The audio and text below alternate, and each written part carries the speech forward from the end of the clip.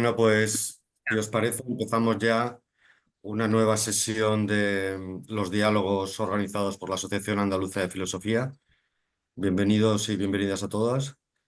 En esta ocasión nos acompaña María José Guerra Palmero, que es catedrática de Ética y Filosofía Política en la Universidad de La Laguna, que fue presidente de la Red Española de Filosofía del 2017 al 2019 y cuyas líneas de investigación son, entre otras, la teoría feminista, la ética aplicada, la filosofía ética y política.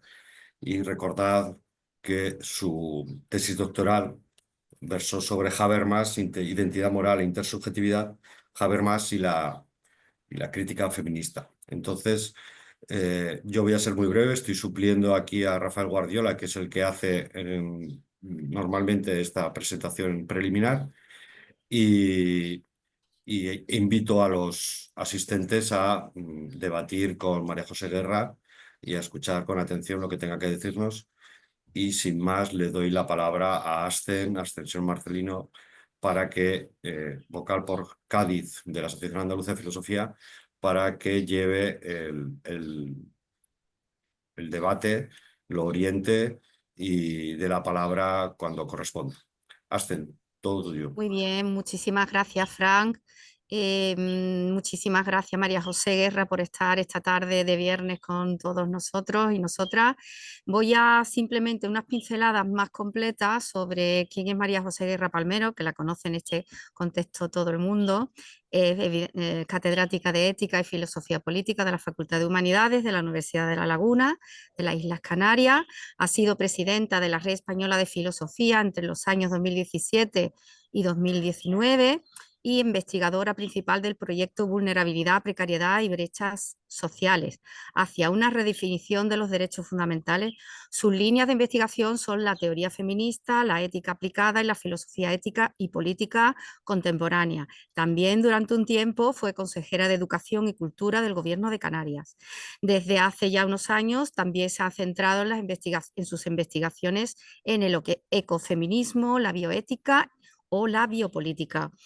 Su trabajo al frente de la red volvió a restablecer el debate del lugar de la filosofía en la educación, dirige en la actualidad máster en estudios feministas, políticas de igualdad y violencia de género de la Universidad de La Laguna. Ha publicado libros como Mujer, Identidad y Reconocimiento, Habermas y la crítica feminista, la teoría feminista contemporánea, una aproximación desde la ética, y también ha publicado obras colectivas junto a María Eugenia Monzón. Eh, Mujeres, Espacio y Tiempo, entre otras obras. Ahora es más fácil hablar viéndote la cara, tenía el breve currículum en el ordenador. María José, nos conocemos ya hace unos años, coincidimos en algunos congresos, también estamos comunicadas por Facebook.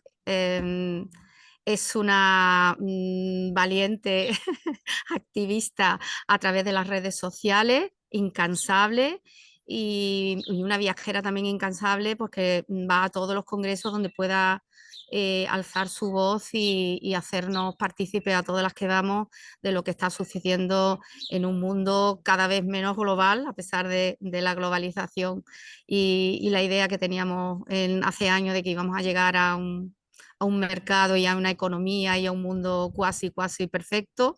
Y bueno, yo creo que tenerla hoy, un viernes, como he dicho antes, por la tarde, para que nos hable sobre ética y política, sobre el mundo en el que vivimos, a través de los trabajos realizados y realizándose, porque todo va en tiempo real, porque además de escribir y de conferenciar, es una lectora incansable. No tengo mucho más que decir y de hacer que dejarte hablar a ti, que para eso estamos aquí. Así que de nuevo, muchas gracias, María José, y tienes la palabra ahora tú. Pues muchísimas gracias por la presentación. Estuve chateando un rato con Rafael Guardiola, que iba al Ateneo de Coín, ¿no? Así que estuvimos un rato hablando, ya me dijo que no podía estar. Veo también, ¿no? A Vicente, que desde las jornadas de Huelva no lo veía y bueno, ¿no? A otros compañeros, la verdad que esto el viernes por la tarde del mes de mayo es una cuestión muy, muy difícil, ¿no? Que concitar que la gente, ¿no? Ya a final de semana, esté aquí. Pero bueno, me comprometí con este tema de las utopías cotidianas, que la verdad me ha tensionado mucho, como se dice ahora, porque no es un tema fácil y sobre todo en una coyuntura tan difícil como la que estamos viviendo. Entonces, efectivamente, como decía Sem, pues básicamente vamos a hablar pues de algunos autores, los voy a poner ya aquí para luego irme, diríamos, al texto.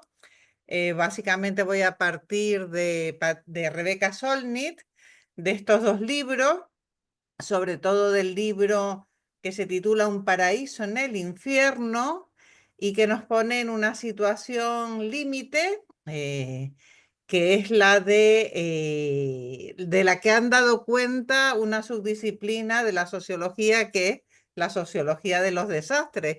Yo hasta leer este libro no sabía mucho de esta disciplina y bueno, vamos a ver que ahí hay enseñanzas reveladoras que tienen que ver con lo que sería la formulación de una ética esperanzada de la acción colectiva. Vamos a relacionar esto con alguna serie de éxito como El Eternauta, ¿no? No sé si la han visto ya, con este leitmotiv de nadie se salva solo. Y por lo tanto, pues vamos a, ¿no? En el fondo va a haber aquí como pregunta el papel del vínculo social, el papel de las comunidades, cómo pone en cuestión esto, pues las ideas básicas del neoliberalismo, sobre todo las que tienen que ver con el individualismo, con el aislacionismo, también político, con minar toda la dimensión de la vinculación social o comunitaria. Creo que este puede ser un eje muy, muy fructífero para entender el mismo concepto, que ya saben que es un oxímoron, de utopía cotidiana. Voy a recalar en algunas autoras como Davinia Cooper o Kristen Gotze, que utilizan esa expresión.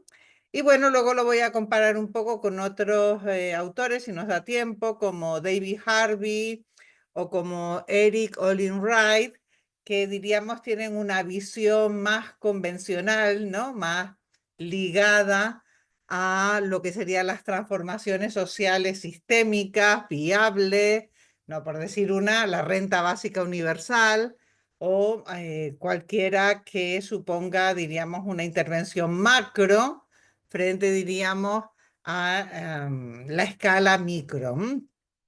Es un tema complejo, no lo voy a solucionar hoy aquí, pero creo que es interesante tenerlo en mente, sobre todo cuando, y este va a ser un poco la objeción que voy a hacer a dos narrativas, cuando las narrativas que se nos ofrecen es, por un lado, la narrativa del progreso y del desarrollo, que yo creo que ha entrado, por decirlo de alguna manera, en bancarrota en los últimos tiempos, y una de las razones de esa bancarrota es precisamente el estar situado en el antropoceno y la emergencia climática, entre muchos otros, pero también es una narrativa absolutamente descorazonadora y desorientadora la del colapso, la narrativa de la distopía.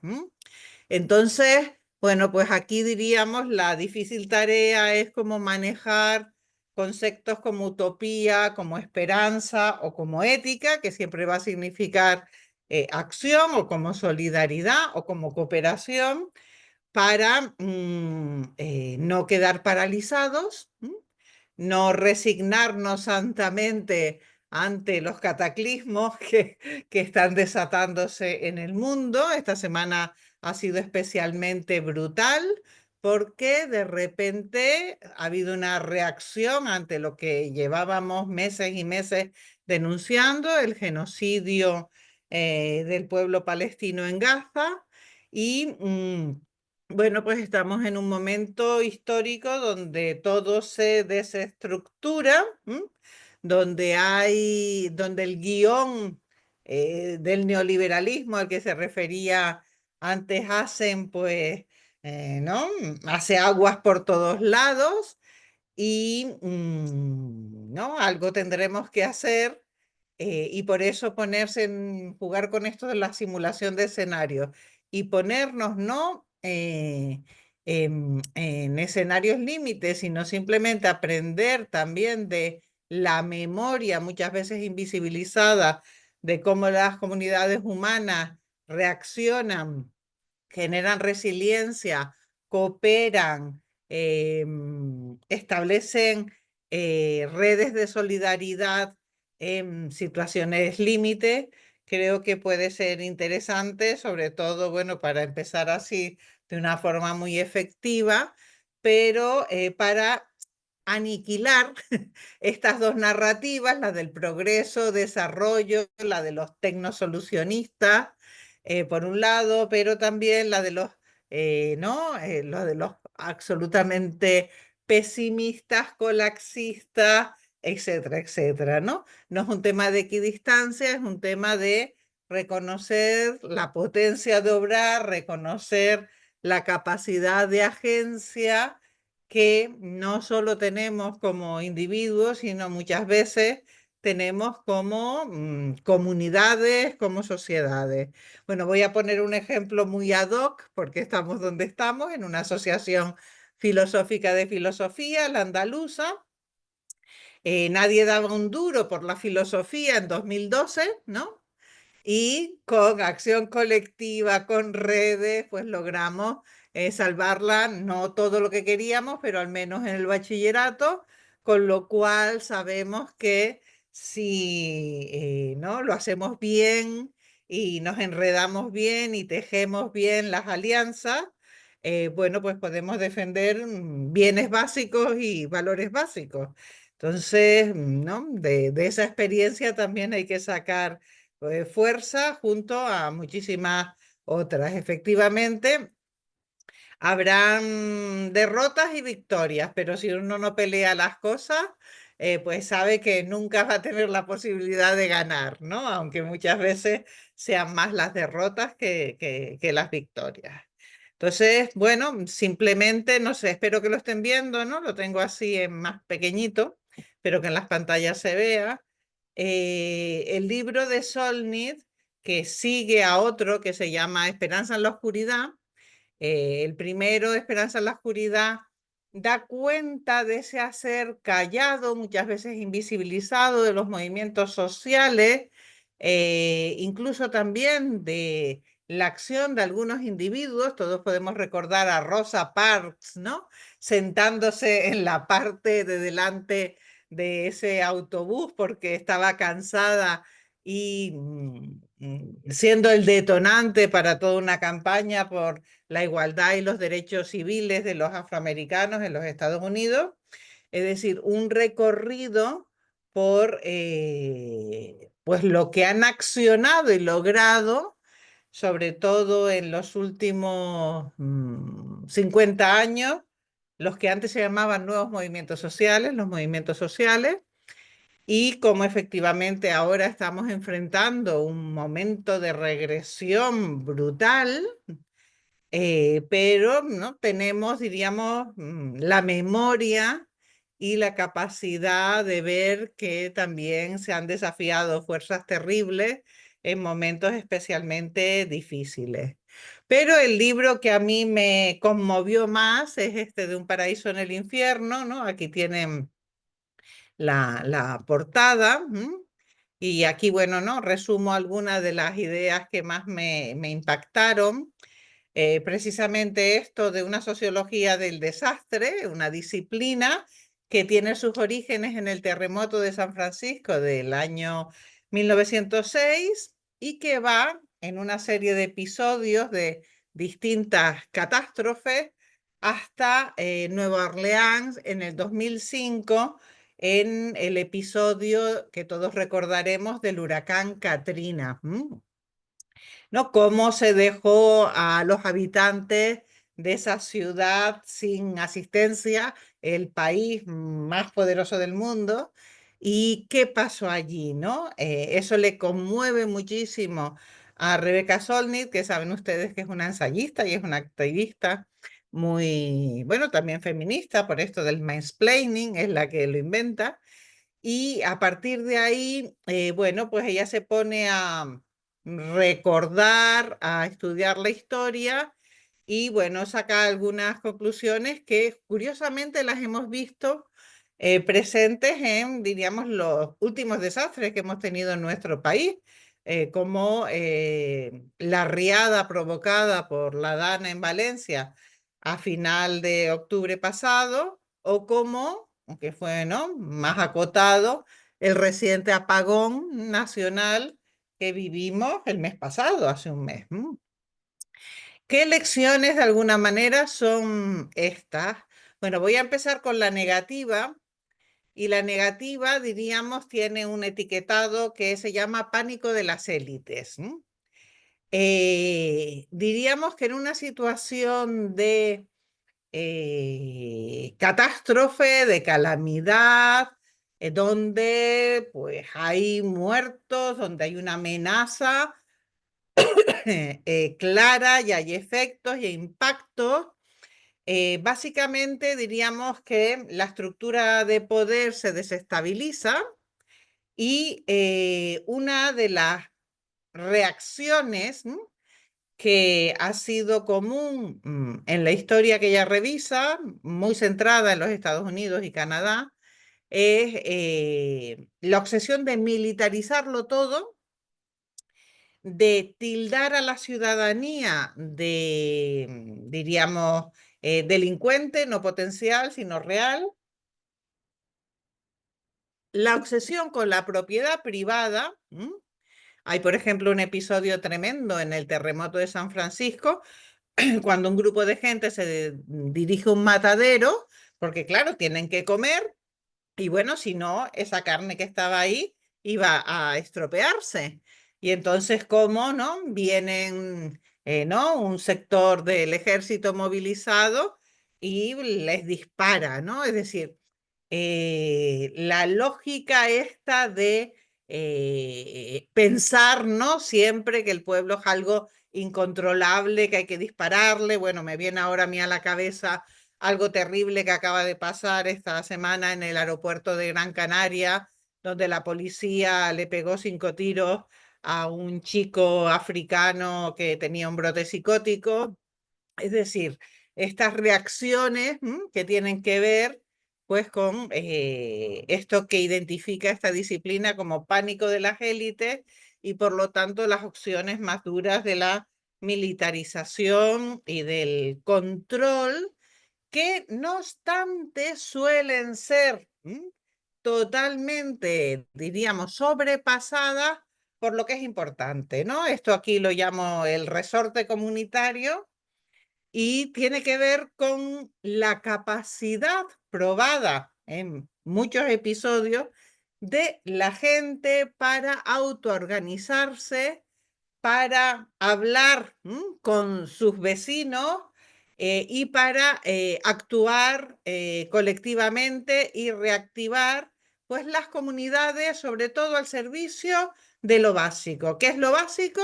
Bueno, ¿no? Las catástrofes pueden ser de distintas características, ¿no? El otro día también teníamos una nube de cloro ¿no?, en Tarragona, en Vilanova y Geltrú, pero bueno, básicamente es, ¿no?, la calidad del aire. También el Eternauta, ¿no?, habla de esto, pueden ser las catástrofes más terribles, la escasez de agua, la escasez de alimentos, la escasez de abrigo, refugio, pero sobre todo afectos en el sentido, la activación de los afectos en el sentido de el restablecimiento del vínculo social y las explosiones de solidaridad. Esto lo vimos en la Dana de Valencia cuando pues esa administración absolutamente calamitosa de la Comunidad Valenciana no sabía qué hacer con toda esa cantidad de gente voluntaria capaz de caminar kilómetros y kilómetros, pues para llevar agua, para ayudar a retirar el fango, para lo que sea, ¿no? Entonces, una cosa, y esto es lo que quiero destacar, ¿no? Que es que somos seres así de contradictorios, los humanos. Una constante en todos esos estudios de la sociología del desastre, desde 1906 hasta el 2005, es que a pesar de estar rotos, del sufrimiento, del dolor, ¿no? De todo lo que implica eso, 228 muertos de un lado. Bueno, hemos pasado por la pandemia, ¿no? Que también sería otra situación de este tipo.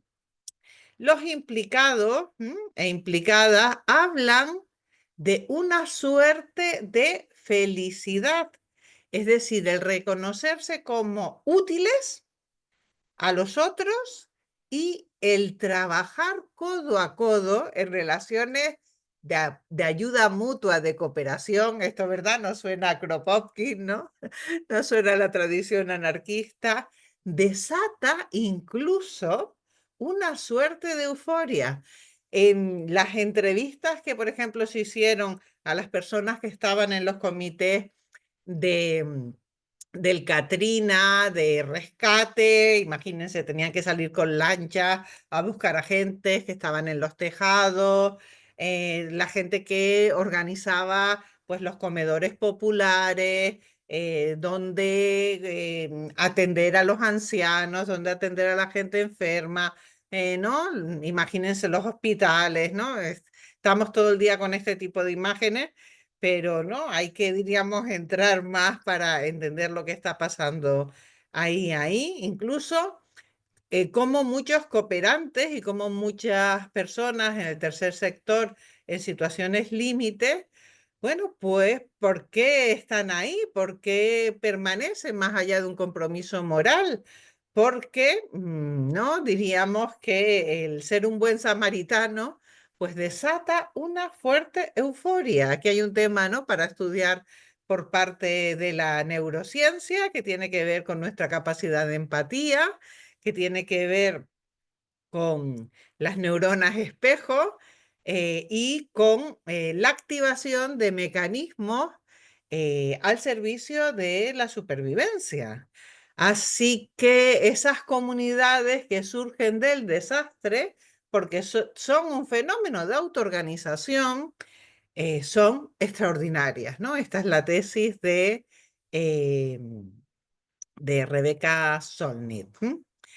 Además de Rebecca Solnit, ¿no? Voy a también hablarles pues, de un libro, de otro libro, que también un poco engarza aquí, aunque ya no va a situaciones de emergencia, ha empezado por las situaciones, diría, de emergencia, por ponerla como escenario límite, es decir, si en una situación de emergencia tenemos esa capacidad, pues en una situación que no lo sea, tendremos muchas más posibilidades de hacer cosas.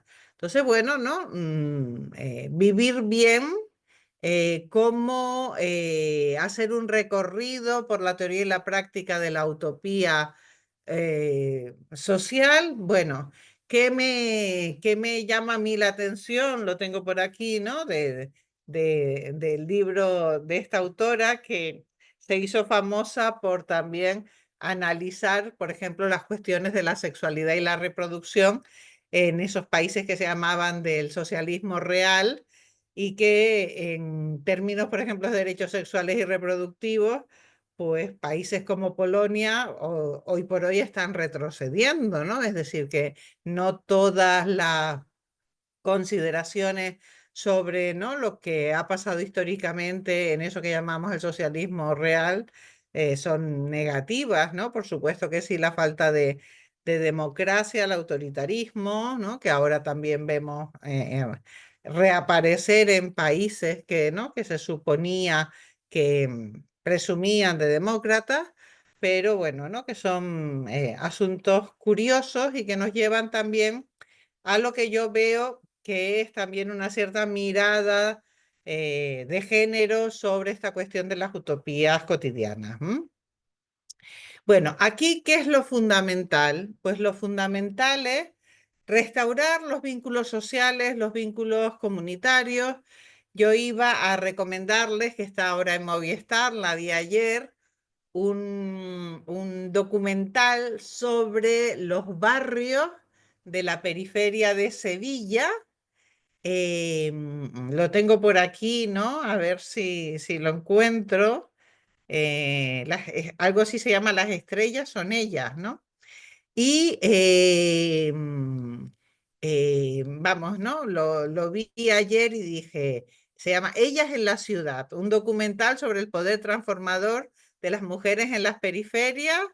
Ellas en la ciudad está protagonizado por las mujeres que pobló los barrios de la periferia de Sevilla, construidos en los años 70, y vamos, lo que se explica en este documental son todos los avances, luchas por los cuidados, por el urbanismo, por la educación, por las bibliotecas, etcétera, etcétera, hablándonos de esa memoria de la transformación social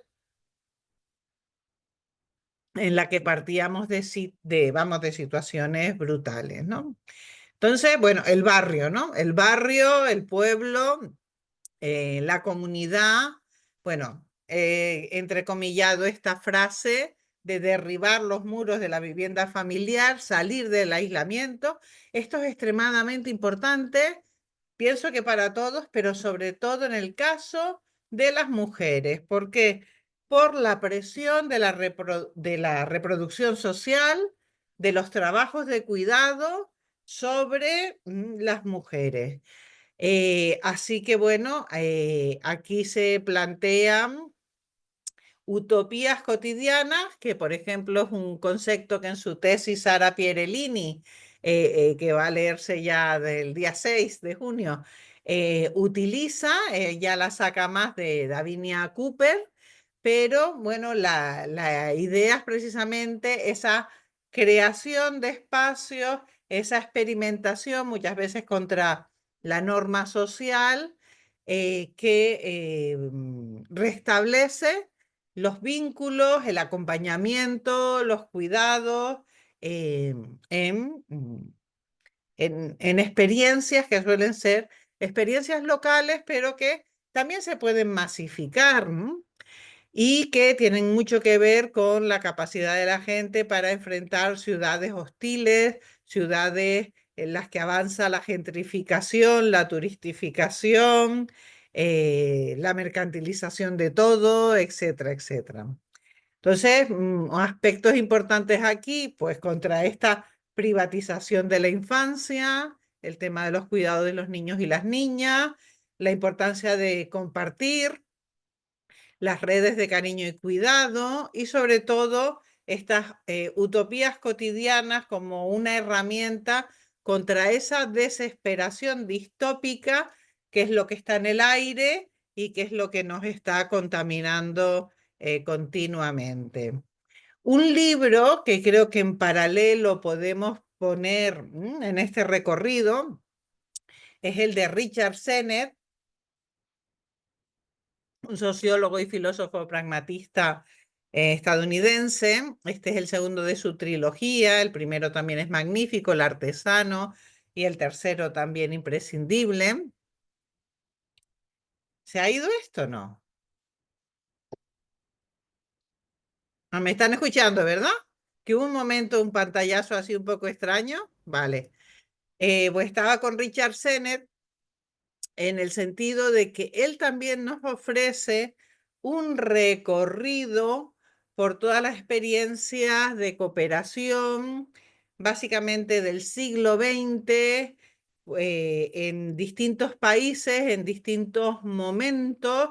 Él habla de rituales y placeres de la política de cooperación y sobre todo nos habla de cómo todas estas historias han sido silenciadas, invisibilizadas. Es decir, nuestra gente más joven, igual que Esperanza en la oscuridad de Solnit, no conoce el potencial emancipatorio, los logros de todos estos movimientos sociales de los que hablamos. Voy simplemente a rescatar tres ideas de este libro que recomiendo mucho leer, de Sennett. Lo primero, esto que decía, ¿no? Cómo se ha sepultado nuestra memoria, ahí hay un error, ay, de las comunidades de ayuda mutua y de cooperación. Esta memoria que no es solo, diríamos, revolucionaria, sino que tiene que ver también con muchos usos y costumbres, no solo de las sociedades tradicionales, sino de cómo se han organizado los barrios, como veíamos en ese documental de Estrellas en la Ciudad, de la ciudad de Sevilla, y que fácilmente podemos acceder a ella, pues hablando con nuestros padres, con nuestras madres y con nuestros abuelos, ¿no? Que creo que en estos momentos es importante. Sennett va a dar mucho protagonismo al movimiento obrero y a sus organizaciones. Esos momentos en la historia en el que los sindicatos y sus cooperativas podían proveer prácticamente todas las necesidades humanas. Aquí me viene a la cabeza una intervención de Tony Domenech, ya fallecido, hace unos años en un curso, donde él decía que pues, en torno al año 19 y 20, en Berlín, bueno, pues, ¿no? Ibas a la cooperativa escolar, a la venta a la cooperativa de consumo y también la funeraria en la que te morías, pues era una cooperativa, ¿no? Del Partido Socialdemócrata. Es decir, que ha habido momentos donde el cooperativismo, por ejemplo, ha sido una forma de organización. Y bueno, este archivo de prácticas, de memoria, pueden, diríamos, creo que ser muy, muy útiles para plantear ahora esos ajustes, esas adaptaciones, esa resiliencia a las condiciones de la emergencia climática, que de alguna manera siempre es nuestro horizonte. Aquí, bueno, también les citaba, ¿no? Ya comenté el libro de Davinia Cooper, esos espacios de promesa, de experimentación social, muchas veces están en los márgenes, hay en todos nuestros barrios. ¿Cuál es el problema? No están visibilizados, por eso el trabajo que hace Sara Pierellini con 2 barrios en Roma, 3 en Barcelona y 3 en Madrid es enormemente interesante para precisamente rescatar estas experiencias sociales que hay en barrios como Vallecas o como Valcarca en Barcelona, y de los que tendríamos que estar aprendiendo, pero lo que está fallando sobre todo es la comunicación social y el enterarnos de que hay mucha gente que se está organizando de forma muy distinta, pero sobre todo cooperando para plantear precisamente alternativas, satisfacción de necesidades y, diríamos, cultivar esa alegría del estar juntos y del cooperar, que yo creo que también es una de las cosas que hacemos nosotros en filosofía, aunque no lo tengamos muy, muy teorizado, ¿no? Y bueno, contraponía un trabajo que me queda quizás por hacer más sistemático, es estas visiones de estas 3 mujeres, de estas 3 autoras de las que acabo de hablar, Solnit, Gottsched y Cooper, con visiones, por ejemplo, de 2 clásicos actuales, pero que plantean esta cuestión, en el caso de David Harvey, de espacios de esperanza, o en el caso de Eric Olin Wright, ¿no? De cómo construir, ¿no? Utopías reales. Claro, la diferencia mayor es que estos, que son grandes teóricos también de la deriva neoliberal del capitalismo, se sitúan en lo macro, mientras que la experiencia y en el diseño a veces también, ¿no? Ese diseño, por ejemplo, la renta básica universal, ¿no? Podría ser un dispositivo para una utopía real, ¿no? En el caso de Olin Wright. O, bueno, cómo construir la ciudad también, es decir, el diseño de la ciudad, de ciudades refugio, ciudades resilientes, ¿no? Frente al cambio climático, pues ciudades que enfrenten el enorme problema de la vivienda, diríamos más desde el diseño, más en un sentido clásico. Pongo simplemente este modelo del libro de Construyendo Utopías Reales y bueno, ¿no? Ahí entraría el criterio de la deseabilidad, el criterio de la viabilidad y el criterio de la factibilidad, que nos llevaría a ser efectivamente ¿no? Una estimación de escenarios, de posibilidades. Aquí siempre estamos hablando en el terreno de la posibilidad y en el terreno de la acción, pero creo que hay un gran contraste, diríamos, entre unas visiones y otros.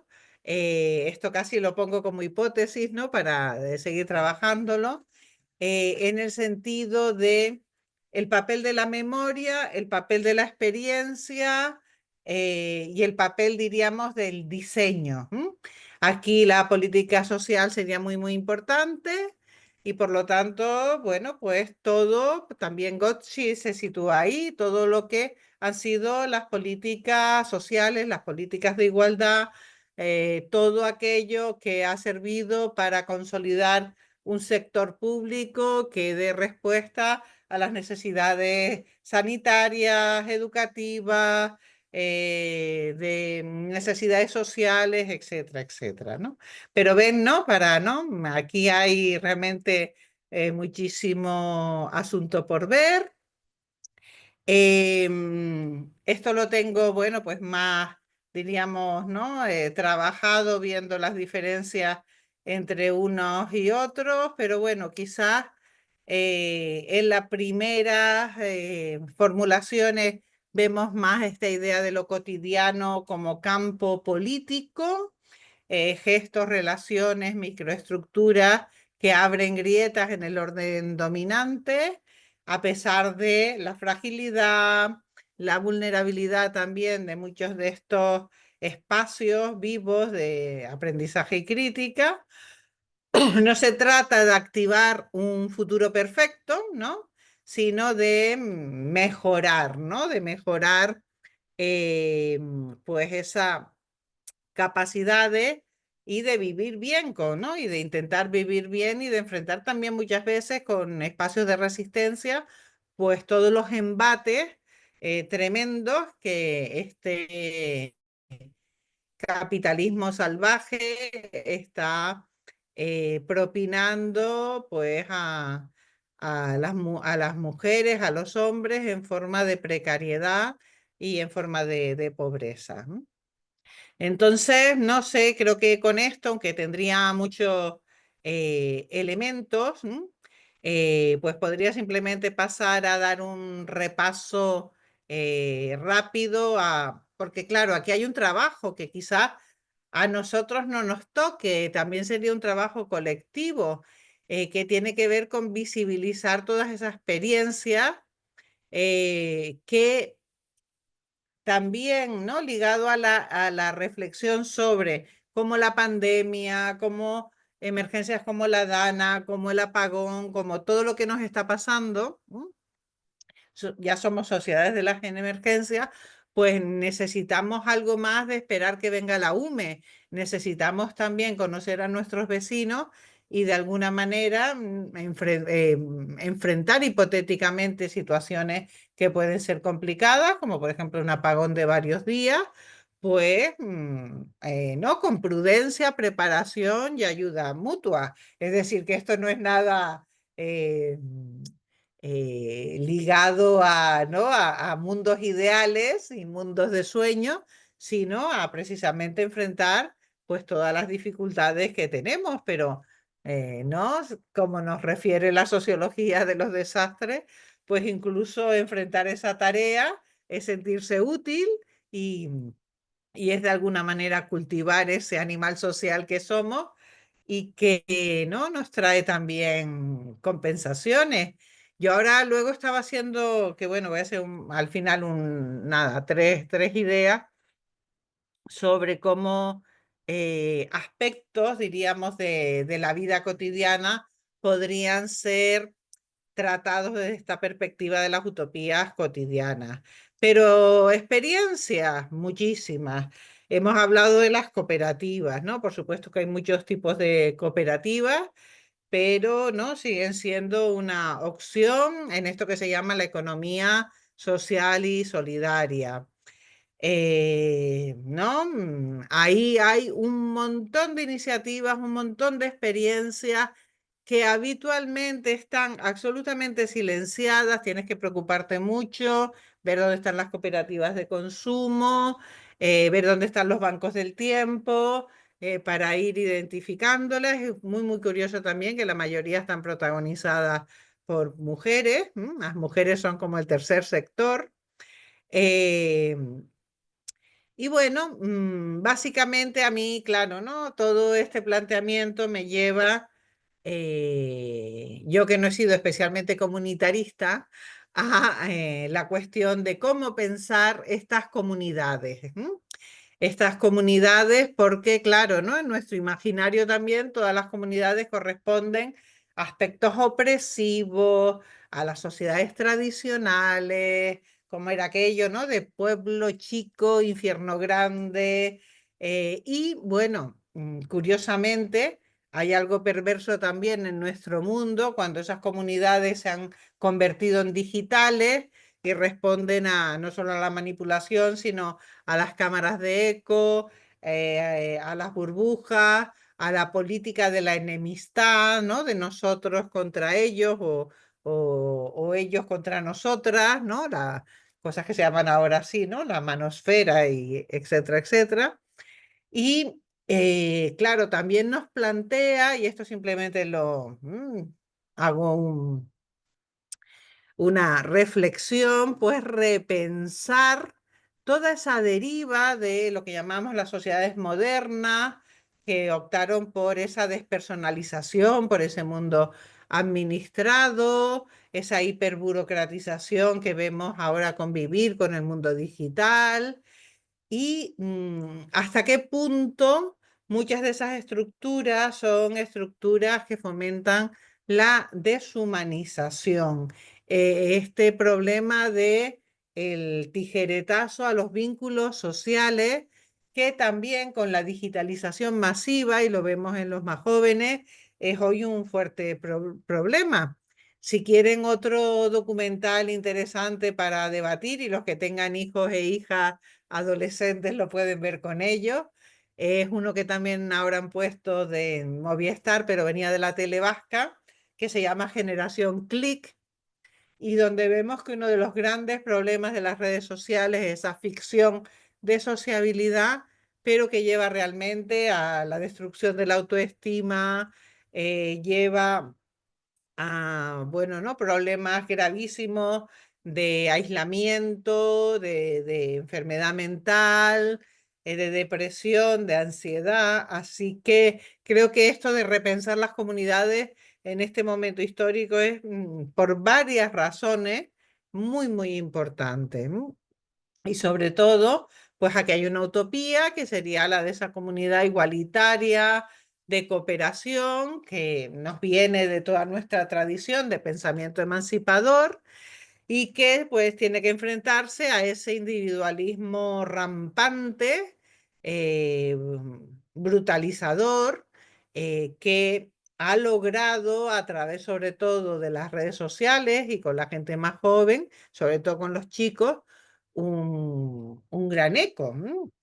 Entonces, bueno, ¿cómo hacer atractivas las alternativas de ayuda mutua, cooperativas, ¿no? Cómo también plantearnos pues ya la soledad como un problema social, ¿no? Que, bueno, hay colegas míos como, bueno, nuestros, como Chechu Ausim, Melania Moscoso, que están trabajando la cuestión de la soledad ya como un problema de política social, porque nos hemos pasado, ¿no? Varias vueltas en esto de el individualismo, y no es solo las personas mayores, ¿eh? En todos los tramos de edad, llegando, ¿no? Sobre todo a los adolescentes, como decía antes, y tenemos un problema de articulación de esos vínculos sociales, ¿no? Claro, en este contexto, pues la solidaridad es un valor, o incluso un principio que puede tomar protagonismo.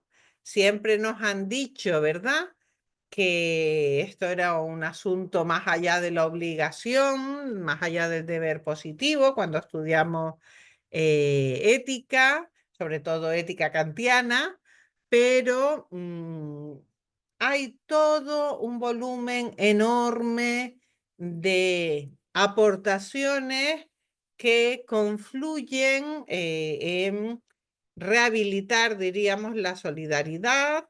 Estoy trabajando en un artículo, a ver si logro acabarlo, de ética del cuidado, pues lo que tiene que ver como atención a la vulnerabilidad, lo que tiene que ver con ese compromiso con el propio bienestar y el bienestar de los otros, esa restauración o retejer, aquí las metáforas todas son las del tejido, el vínculo social, la importancia de atender a las necesidades y no solo a ese afán de lucro desbocado de los fondos buitres, de las corporaciones, de los tecnoligarcas. Y bueno, ¿no? Aquí me venía algo, ¿no? Que es Habermasiano, ese complemento a la justicia, esa virtud cálida, que seguramente pues da más satisfacciones que la misma justicia, ¿no? La justicia es más fría. Y en ese sentido, bueno, pues recuperar, ¿no? El sentido de una hermandad humana consciente de su fragilidad, consciente de la interdependencia con los otros y también consciente de estar situada pues en este contexto de emergencia climática, y es con lo que supone eso de repensar absolutamente toda nuestra ontología, toda nuestra metafísica, también toda nuestra ética para hacerlo ecoética, nuestra justicia para hacerla ecojusticia, y bueno, ¿no? Transformar así nuestras categorías de comprensión del mundo. Bueno, aquí nos podemos volver locos, ¿no? Pensando en combinar utopías cotidianas y resiliencia en esto que se ha llamado la transición ecosocial justa. No voy a hablar de todas, ¿no? Pero parece que muy, muy urgentes son algunas, como las que tienen que ver con cooperativas de vivienda y alternativas también de políticas sociales a esta privatización brutal que se está haciendo y esta mercantilización feroz de la vivienda. Si quieren, luego me preguntan por eso, porque acabamos de tener el domingo pasado otra manifestación de Canarias tiene un límite. Y bueno, hemos sido totalmente cooptados por la vivienda vacacional y hay un problema tremendo en este asunto, por eso lo destaco. Pero bueno, ya estamos viendo también, es lo nuestro, que hay un ataque desalmado a la educación, a las universidades públicas, a la ciencia, a los centros de investigación. Tenemos unas élites de ultraderecha, Harvard, ¿no? Lo estamos viendo estos días, que son especialmente hostiles con lo que creo que nos da no solo dignidad, sino capacidad para analizar el mundo y para actuar en el mundo, que es la educación, contra las bibliotecas, los centros culturales, etcétera, etcétera. Pero bueno, ¿no? Hay que decir que puntales tan importantes para los derechos básicos y el bienestar como el sistema sanitario, pues también están siendo agredidos y amenazados. Voy a pasar muy rápido simplemente por algunas diapositivas que tenía aquí de cosas que, ¿no? que a mí me interesan, como ¿no? ¿No? Las ecoaldeas. Ya sé que el problema más de ecoaldeas, que también es importante en el sentido de la agroecología, la permacultura y una vida, ¿no? una alimentación sostenible, va a estar en las ciudades, ¿no? Las ciudades creo que son el gran reto para el futuro, hacer ciudades resilientes, ciudades refugios ambientales, pero bueno, ¿no? Ya tenemos ahí lío total con la energía, ya lo hemos visto con el apagón, con la movilidad, bueno, con todas esas conexiones que pueden ser también redes a visibilizar, como todas las redes de economía alternativa y solidaria. Importantísima, ¿no? La alimentación, la agroecología. Yo ahora me he ido a vivir en una zona rural y bueno, ¿no? Todo me viene de fincas agroecológicas y de vecinos que son productores, así que con eso estoy contenta. Cocinas de barrio, apoyo a los mercados públicos. Yo sigo mucho a Justicia Alimentaria, que es una organización muy, muy interesante. La quieren siempre silenciar. Sus campañas son muy, muy buenas. Aquí también hay una autora que a mí me fascina, Caroline Steele, hablando de la comida, ¿no? La comida y como nueva citopía, o sea que la podríamos incluir aquí, como a partir de los alimentos podemos también construir esas utopías cotidianas. Y de hecho, ella, bueno, pues hace un diagnóstico tremendamente duro sobre la fragilidad frente al suministro alimentario, cada vez además más monopolizado por grandes distribuidoras y grandes cadenas del alimento. La recomiendo mucho. A mí me hizo pensar mucho cuando estaba dirigiendo una tesis sobre justicia alimentaria, esta autora. Ella es arquitecta. Las cooperativas de crédito como FIARE, y aquí podríamos seguir y seguir y seguir. Es decir, hay muchísimas cosas funcionando. ¿Cuál es el problema? El problema es una especie de totalitarismo de esas grandes corporaciones que si no buscamos la vía alternativa, pues someten toda nuestra vida cotidiana. Entonces, bueno, aquí se suscitan muchos asuntos para también proseguir, como plantear la cuestión de los bienes comunes ligado a las utopías cotidianas y cómo de alguna manera revisar pues estas posiciones de las que ¿no? hablábamos antes, colaxistas, decrecentistas, ecotecnosolucionistas. Y bueno, ¿no? Pongo como en especial énfasis la cuestión del rewilding, que ha estado también trabajándolo mucho con Cristian Moyano y otros colegas, Marta Tafalla, la importancia de reasilvestrar, de dar espacio a la naturaleza.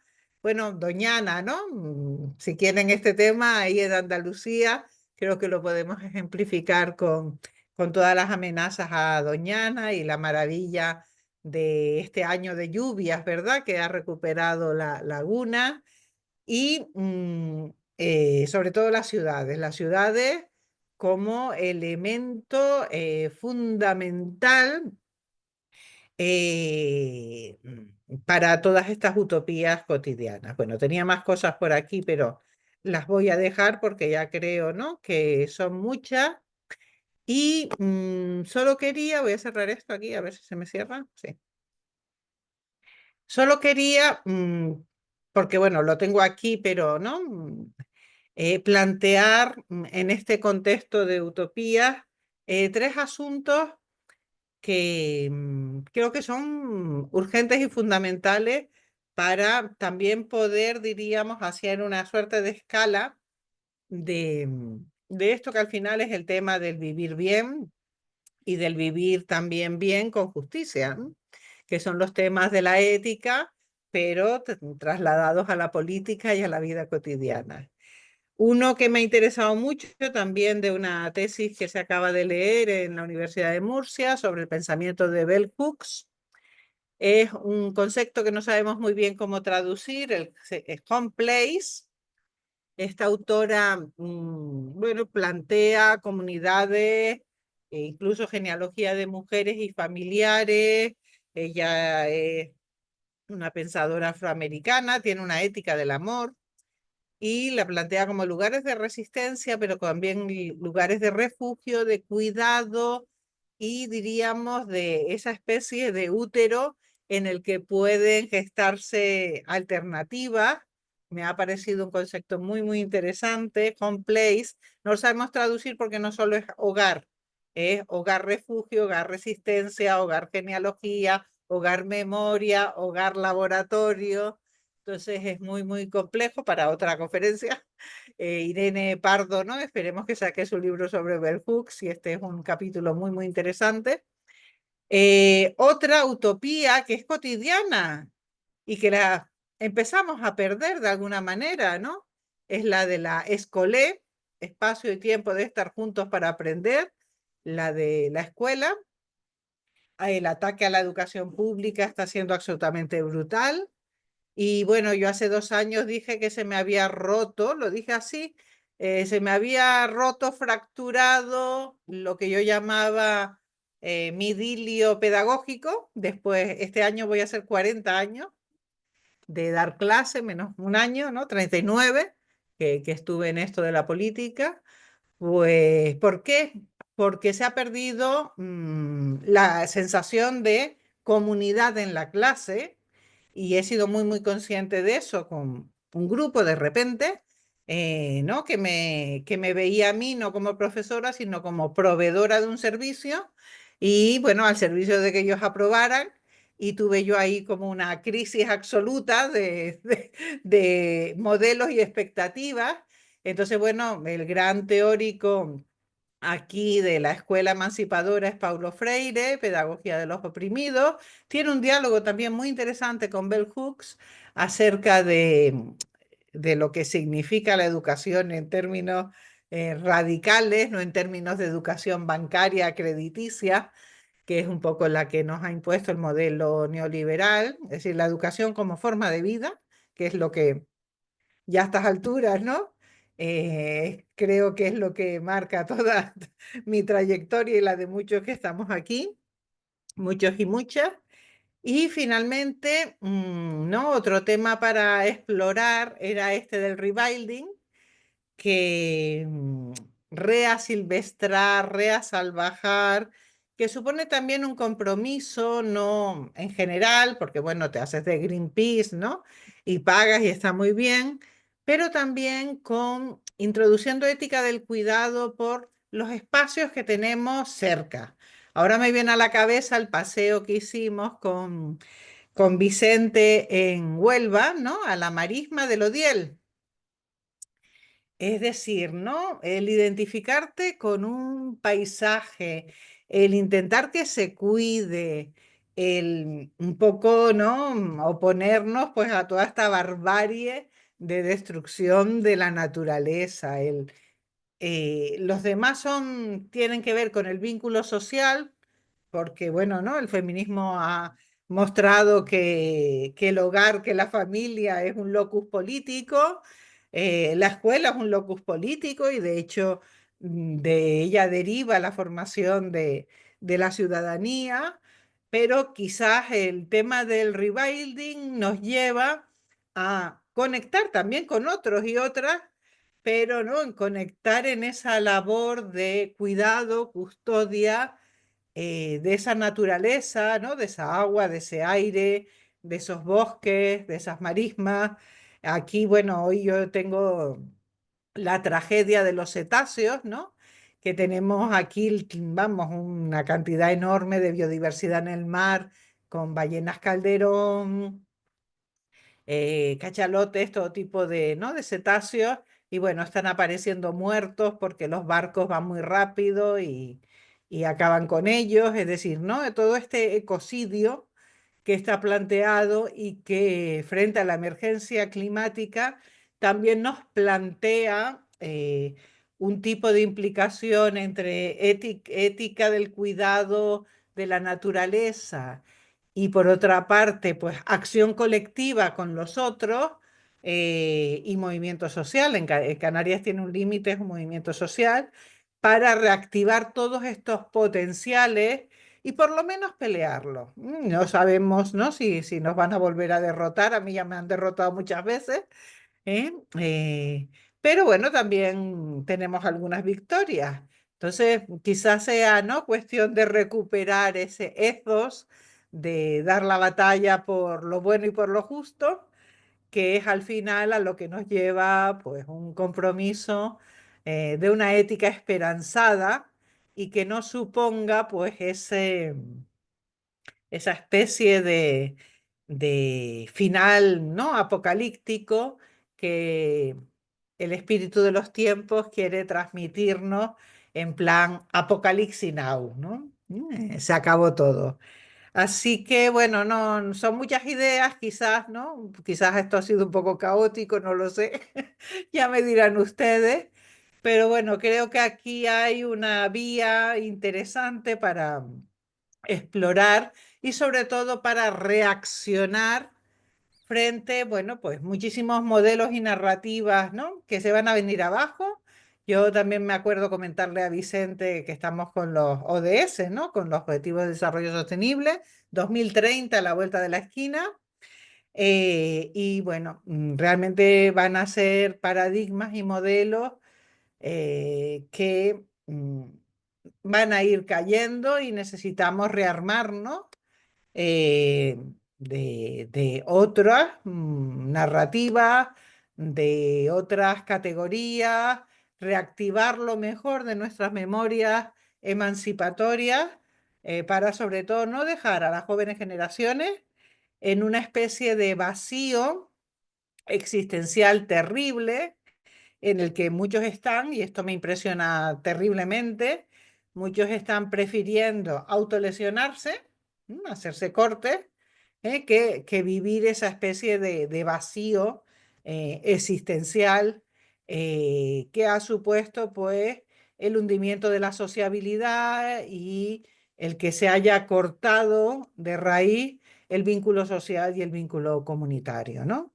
En la escuela, pues con cosas como el bullying, pero también en todo ese mundo digital que es enormemente amenazante y agresivo. Así que bueno, se trata de reaccionar y bueno, yo creo que la tarea es buscar hilos para entretejer herramientas para, diríamos, sostener la empresa ética y política de la justicia y de la felicidad. Y lo dejo aquí.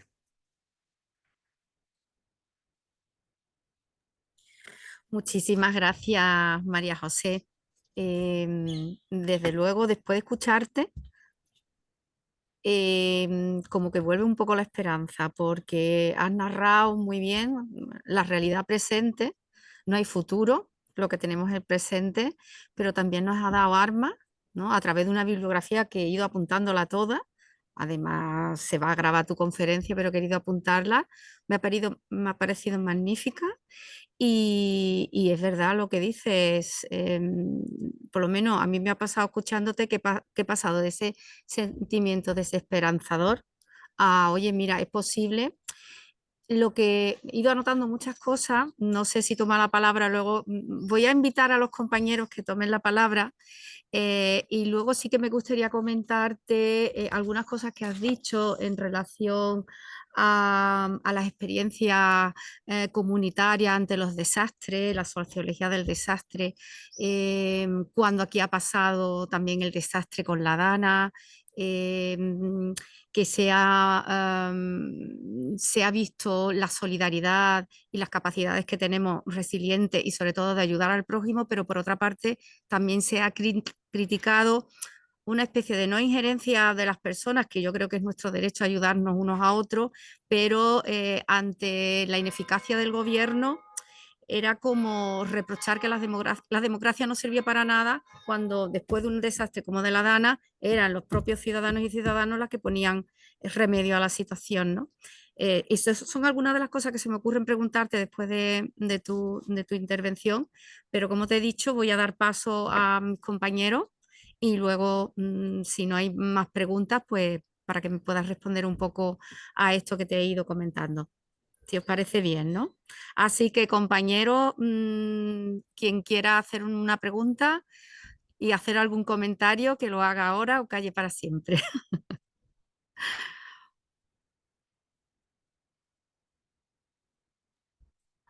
No veo manos alzadas. Bueno, pues si no hay una pregunta por parte de mis compañeros, pues Asten. sí. Ah, vale, Mira, ahora sí, Francisco, no lo había visto. Francisco José Fernández, es tu turno. Hola, buenas tardes.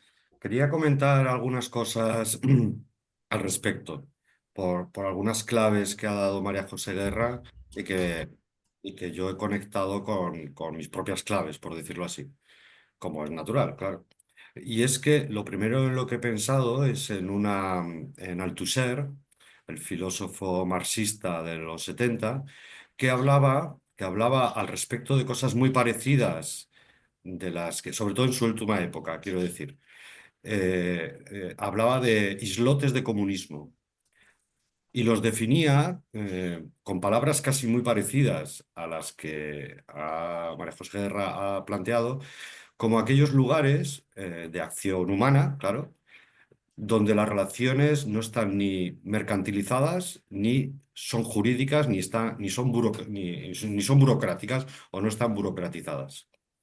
Bien, entonces, digamos, por decirlo así, estoy pensando en esa conexión que pudiera haber entre el antiguo mensaje marxista con estas cosas que nos has dicho. Porque creo que hay ciertas contradicciones, por otro lado, porque evidentemente el texto o sea, la reflexión de Althusser era desesperanzada en el sentido de que solo cabía, o el lugar de la esperanza del proyecto comunista se daba en esos islotes con esa metáfora, de comunismo. Pero evidentemente eso iba involucrado, por ejemplo, en el límite de las cosas, a la desaparición del Estado. Mira, antes ha salido eh, alguna referencia anarquista en su discurso. Y aquí me da la impresión de que no se está por esa labor, sino que es más bien, quiero decir, cuando se está hablando de la defensa de la sanidad pública o de la educación pública o algo por el estilo, entonces, digamos que yo lo que veo ahí es la difícil conexión entre una apuesta por el Estado o una humanización del Estado, que esta es otra.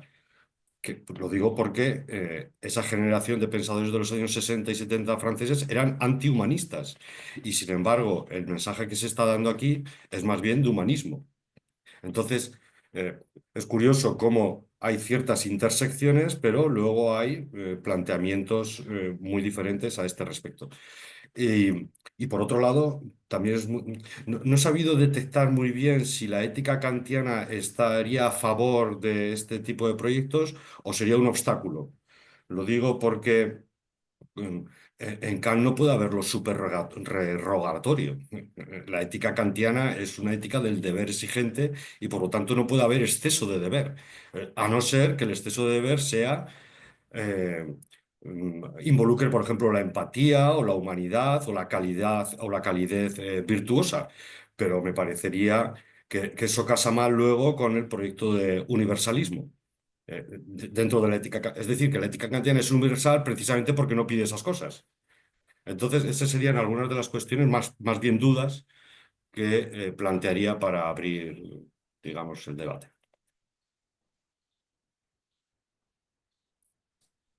No se oye. ¿Alguna cosa más? Y ya, No, no, por mi parte no, desde luego. pues entonces, bueno, contesto a las dos. Efectivamente, ¿no? Yo también tengo ahí como distintas tradiciones y viendo cómo, ¿no? Cómo estas cosas pueden encajar. Lo primero que he dicho es que esto es un campo de tensiones, ¿no? Es un campo de tensiones, además, donde se mezclan muchos elementos, porque toda la cuestión de la temporalidad, que la ha pasado rápida, Pero estaba aquí con esto de Richman, ¿no? De hace unos años. Ay, ¿cómo es así? ¿No? Que es tiempo para la vida, la crisis ecológica en su dimensión temporal, pues planteando que ahí tenemos lo primero un gran reto, ¿no? Un gran reto, porque esto de que el futuro ya no es lo que era, ¿no? Es decir, no tenemos la misma visión del futuro y de la temporalidad que tenían generaciones anteriores.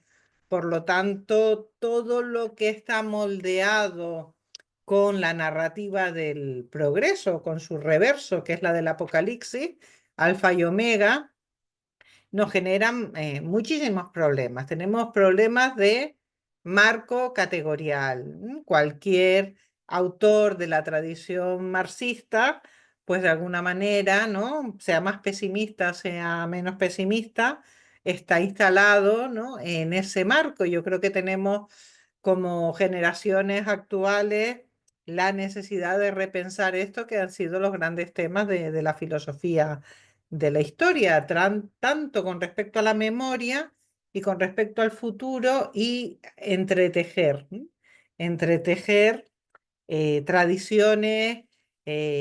Yo sí hago una llamada, que esto me ha costado además duro en mi vida, a ir contra dogmatismos y sectarismos. No estamos en un momento para dirimir el matiz entre una estrategia y otra, y que eso nos lleve a estar divididos, por ejemplo, frente a esta mercantilización brutal de la vida que estamos viendo.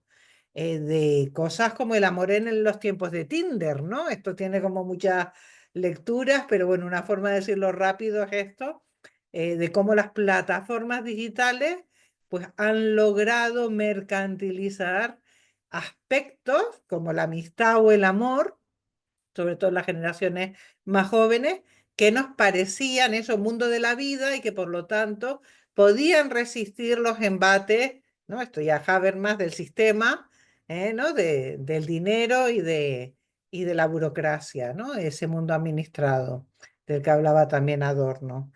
Así que, claro, en el caso de Gott, sí, los islotes de comunismo están, porque ella hace una lectura, sobre todo desde el punto de vista de las mujeres, de todo lo que han perdido las mujeres en esos países del este, que uno de los casos más claros lo puse, es Polonia, donde, bueno, pues no tenían derechos reproductivos y de repente ahora no tienen, por ejemplo, acceso al aborto.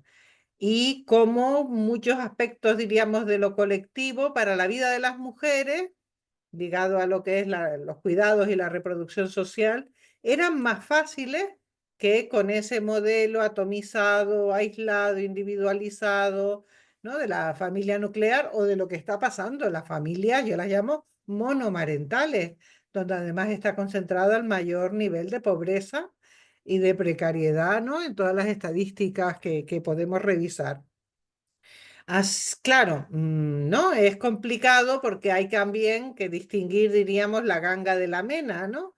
Hacer un trabajo un poco fino de ver qué tenemos que rescatar, pero a fin de cuentas sí rescatar la tradición emancipatoria, y yo creo que ahí Sennett lo hace muy bien. A mí por eso el libro de Sennett lo he destacado. No hay anarquismo y hay socialismo, y sobre todo hay esta visión pues un poco pragmatista y comunitarista, ¿no? Más democrática, ¿no? John Dewey lo inspira de construcción de democracia en la ciudad, de construcción de democracia también en la empresa, ¿no? A través de las cooperativas, a través de otro tipo de modelos que no son las grandes corporaciones ni lo que estamos viendo ahora, ¿no? Una economía planificada, pero de las grandes corporaciones, ¿no? No de los estados. Y con respecto al Estado, pues claro, todo un debate abierto, porque el Estado tiene muchas caras. Tiene la cara jovesiana, de la militarización, de el monopolio legítimo de la violencia, pero también tiene caras que son las de la política social, las de la educación y sanidad pública. El problema es cómo han sido gestionadas y cómo todo ha sido penetrado por los modelos de, entre comillas, racionalidad neoliberal, ¿no? Que nos obliga, ¿no? Por ejemplo, en la universidad, mayor productividad, a estar todo el día pidiendo sexenios, todo el día pidiendo proyectos, es decir, ¿no? A lógica de rentabilidad y productividad y a anular, como yo ya veo ahora en las generaciones jóvenes, pues ese modelo de confianza que era la relación profesor-profesora-alumnado, por un modelo, pues eso, ¿no? Por eso es el boom de las universidades privadas, ¿no? Pagas y tienes un título. Es decir, que ahí se comprometen valores básicos también de la educación y de la universidad.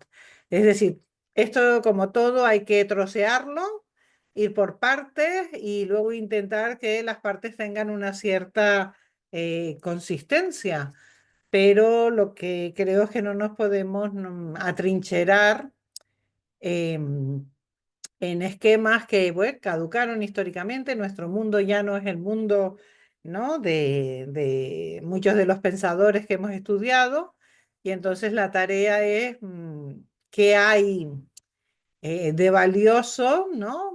En esos pensadores, por hablar de Kant, pero también la antropología kantiana pues nos plantea muchísimos problemas para enfrentar las emociones, para enfrentar las relaciones de cuidado, para entender también nuestras relaciones con la naturaleza.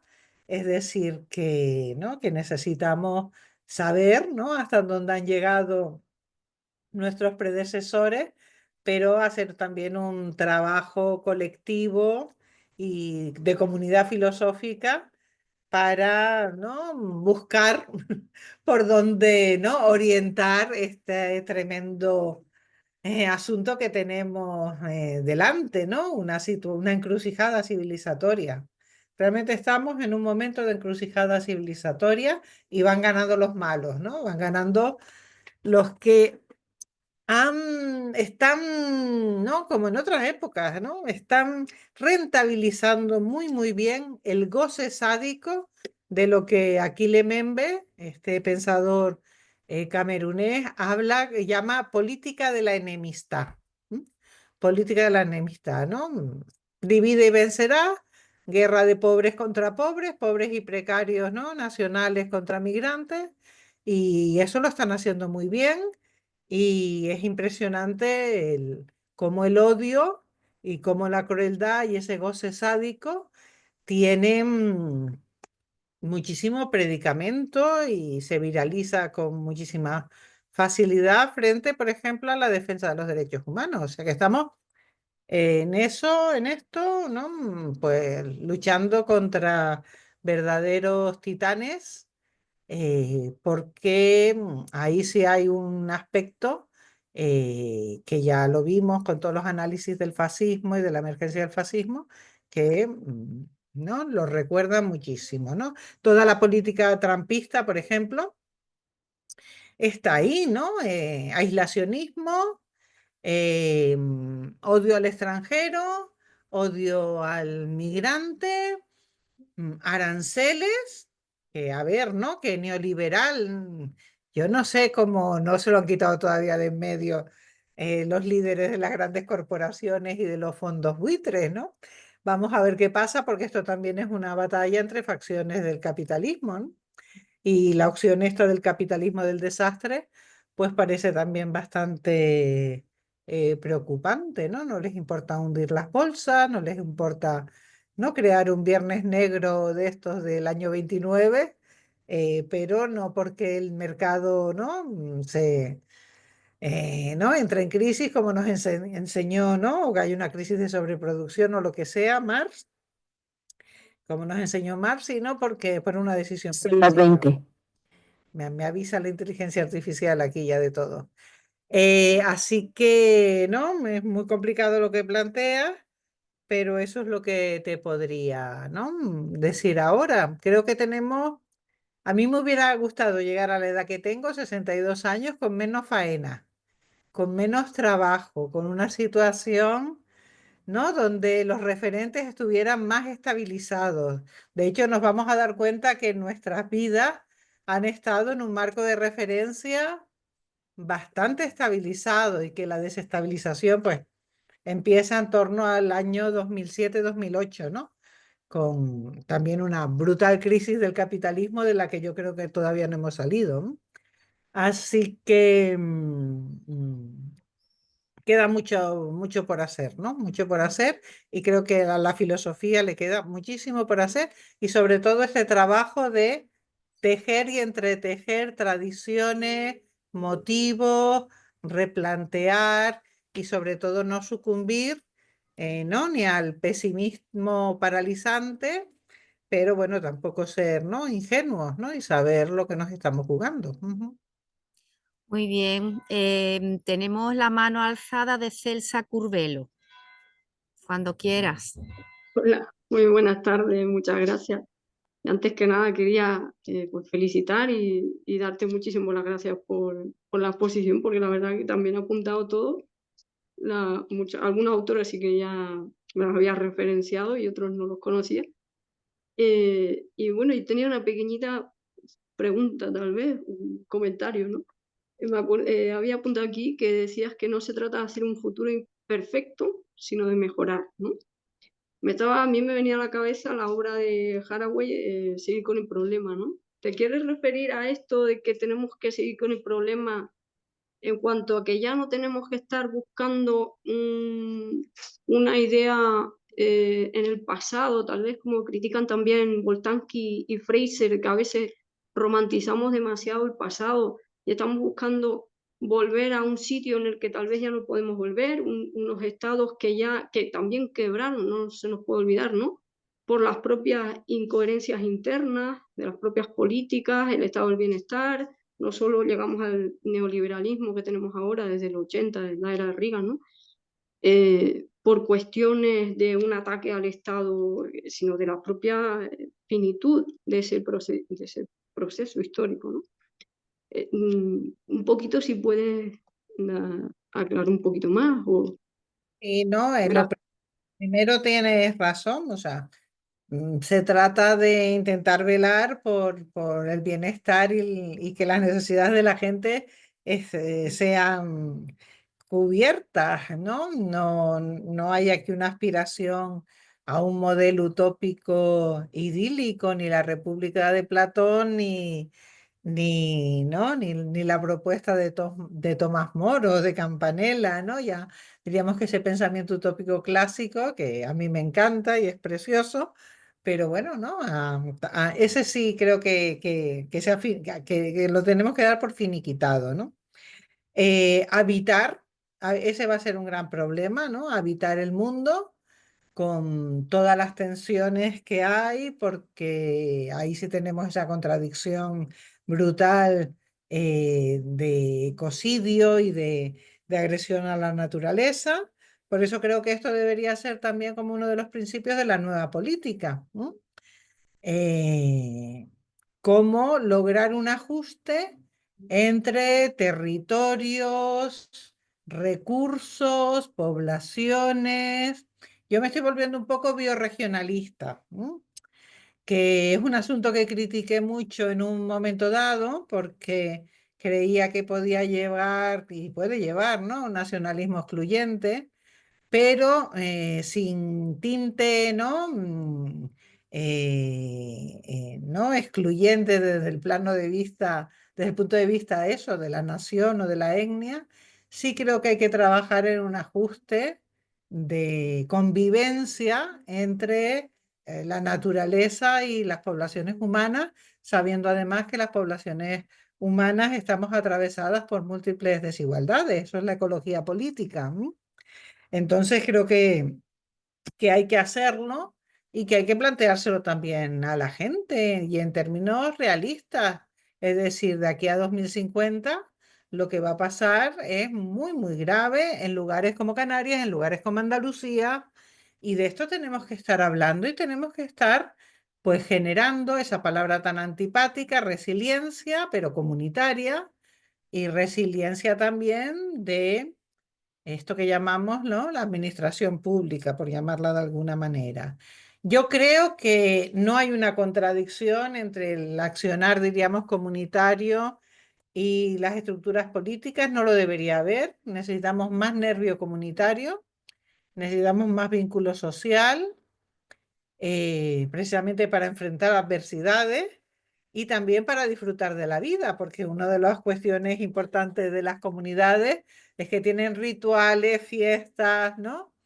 Y eso está demostrado, ¿eh? Eso sí me lo leo todo, lo de las zonas azules, no sé si lo conocen, pero las zonas del mundo donde hay más nonagenarios, lo importante no es solo la alimentación o el ejercicio, es el vínculo social. Tener vidas llenas de relaciones significativas con otros que pueden ser amigos, familiares, miembros de una iglesia, vamos, comunidades de todo tipo. Así que creo que tenemos muchos indicadores de que el modelo este del individualismo posesivo y radical es absolutamente nefasto para todo, ¿no? Es una narrativa que sostiene las pretensiones de las élites, de los Elon Musk, pero que para la mayoría de la población es absolutamente nefasta. Y lo que tenemos es una epidemia de depresión, de ansiedad, de enfermedad mental. Yo estaba leyendo hoy, vamos, ¿no?, lo de los jóvenes y la salud mental, y de verdad vamos, datos de la OMS a prospectiva, y no sé cómo vamos a afrontar esto, ¿eh? Que al final son nuestros hijos, nuestras hijas, nuestros estudiantes. Estoy súper preocupada con eso. Y luego yo la nostalgia, pues siempre lo he dicho que como feminista, nostalgia ninguna, porque eso, muchas veces esos logros de igualdad, de ciudadanía, pues no han sido para nosotras, las mujeres. Entonces, claro, a nosotras nos queda todo por inventar. Así que, ¿no? Nostalgia ninguna, que hay que conservar algunas cosas del estado del bienestar, sí. La educación pública, la sanidad pública, claro, políticas sociales que no sean dictaduras burocráticas. Por eso yo sí soy defensora de la renta básica universal, pero además, como está la cosa bastante nutrida, una justicia fiscal, es decir, contra los influencers, ¿no?, que se niegan a pagar impuestos y estas cosas, lo tenemos muy difícil porque han calado en el sentido común, pues es todas las ideas más antisociales y más antifeministas y más antijusticia, ¿no?, que nos podemos echar a la cara.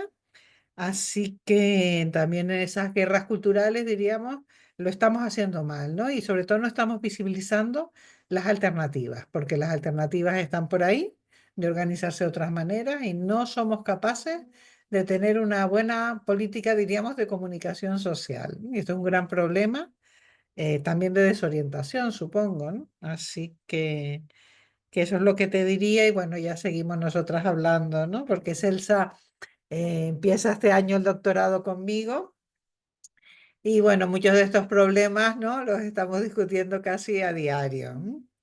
En esas utopías que son los doctorados, ¿no? Yo ya las veo también como utopías cotidianas, ¿no?, que nos permiten, pues eso, salir de este tipo de relaciones, ¿verdad? ¿No? Mercantilizadas, a veces tenemos costes burocráticos, pero bueno, la mayor parte del tiempo puede ser diálogo filosófico, ¿no? Y diálogo ético-político.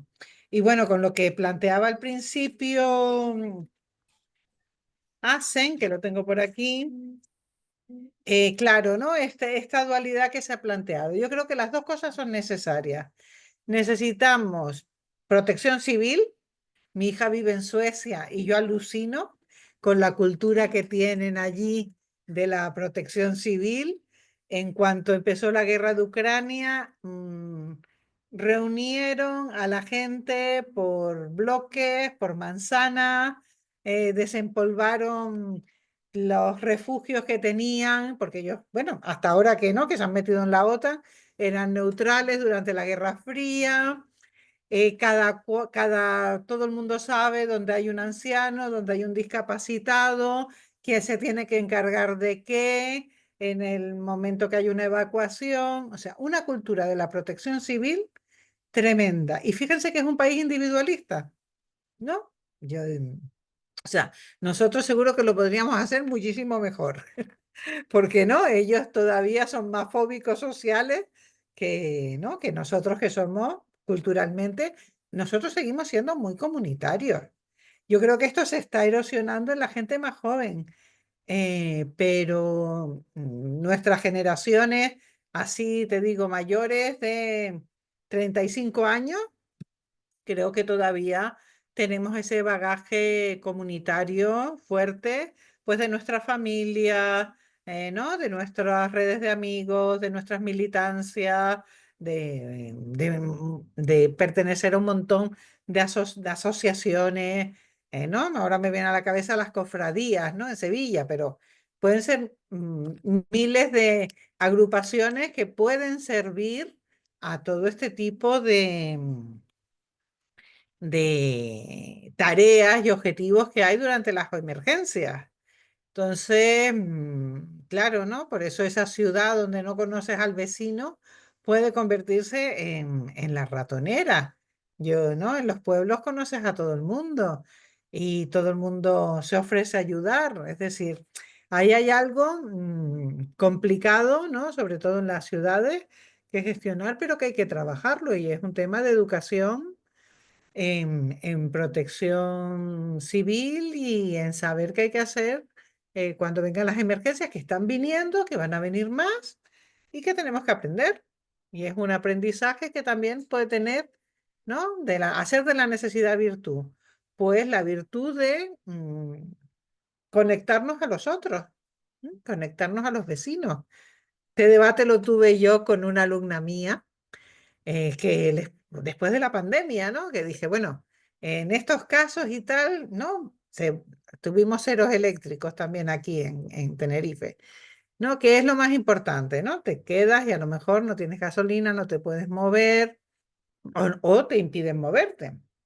¿Qué es lo importante? Pues con la gente que tienes más próxima organizarte, no cabe duda. Y eso se ve muy bien en la serie esta del Eternauta. No sé si la han visto ya. No, pero me la he apuntado. Pues es muy, muy curiosa. Sí, sí, sí. No quiero hacer spoiler, ¿no? Pero No, tremenda, vamos, ¿no? De cómic, una emergencia de cómic. Pero lo interesante es la interacción entre, pues, todos los sujetos, para, ujú, ¿no? Plantearse, pues, las cuestiones de salir adelante de la supervivencia y por eso esto de nadie se salva solo. exacto, nadie. María José, muchísimas gracias. Voy a pasarle la palabra a Fran, perdón, para que terminemos con él este tan interesantísimo diálogo filosófico. Muchísimas gracias. Fran, cuando quieras. Pues gracias, Asten, y gracias a María José Guerra por su charla y por la oportunidad que hemos tenido de la Asociación Andaluza de Filosofía conocer sus ideas. Así que doy por finalizada la sesión de hoy y les convoco para la próxima, que será el mes que viene. Muchas gracias.